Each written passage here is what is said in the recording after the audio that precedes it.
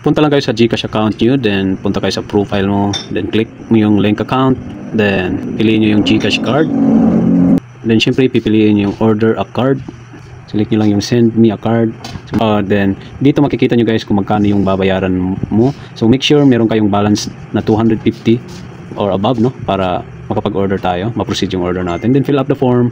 So tapusin nyo lang yan, then next nyo lang. So kailangan detail, no, at entry talaga niyo yung legit na address nyo guys. So for now, then sa akin ay 7 days bago dumating sa akin, no. So nag-order tayo mga March 20, dumating sa akin ay March 27.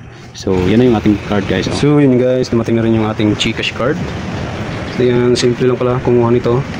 Pero bago yan, bago natin gagamitin yung ating GCash card, ay kailangan muna nating i-link yung ating card dun sa ating GCash account. So ganito lang pag-link. So for now, balik tayo dun sa ating profile account sa GCash, then punta tayo sa GCash card. So kung napapansin nyo guys, hindi pa siya colored yung ating icon ng GCash dahil hindi pa ito naka-link. Then click nyo lang yung GCash card, then click nyo yung link my card, then syempre yung GCash magsisend sa'yo ng code, i-type nyo lang, then proceed to link GCash. So dito i-enter mo yung PAN, so virtual account number, doon mo yan makikita sa likod ng yung GCash card. Then enter mo din yung 4 digits of card, doon naman yung makikita sa number ng card mo sa likod pa rin ng card on sa ibabaw. So yan yung 4 digits lang na pinaka last yung i-enter mo. So din ngayon ay mag-create tayo ng ating 6 digits card pin. Yan yung ating gagamitin para password natin or pin natin doon kung mag-withdraw tayo gamit yung mga ATM machine kahit saan, no? Dahil tong card natin ay Visa at syempre Banknet din. So kahit saang ATM pwede tayo makapag-withdraw basta nakalink yung ating account, GCash account at yung card natin, no? So kung ano yung laman ng GCash mo dito sa phone, ayan yung laman din ng ating card. So now successful na yung ating card, no? Na-link na. Then good to go na tayo guys. Proceed na tayo. So yan guys, kung nakikita nyo yung ating icon na naka-ilaw na, naka-blue na dahil na-link na natin yung ating card. So ngayon guys, itatry natin pag-withdraw gamit yung ating GCash card dun sa LPP. So let's go.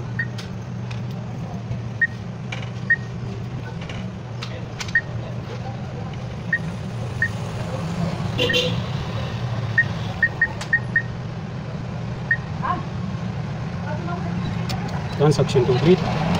Good.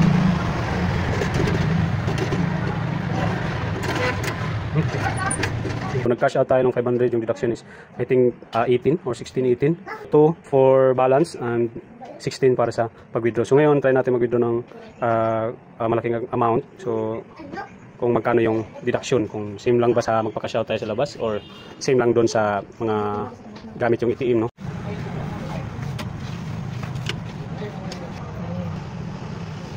So yun guys, yung deduction yun is 2 pesos. So try natin mag-withdraw kung magkano yung deduction dito. So yan, save natin. So good for now guys. Good, so kuha natin. So yun guys, no, advantage to kung malaki yung mga yung laman ng GCash, no. So kung mag-cash out ka dun sa labas ay medyo malaki yung babayaran mo, pero kung meron kang GCash card, so mas makasave yung transaction lang, oh, 16 pesos lang yung babayaran mo per transaction, no. So good, mas maganda talaga meron tayong GCash card. At syempre magagamit din natin online transaction, pang bayad, pang yung iba pa. So marami pang magagamit dun sa pag bumibili tayo, no.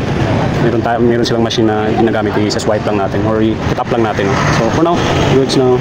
So proven. Thank you for watching. So don't forget to like and share this video guys, at subscribe na din para sa mga future videos na darating. Bye. Peace.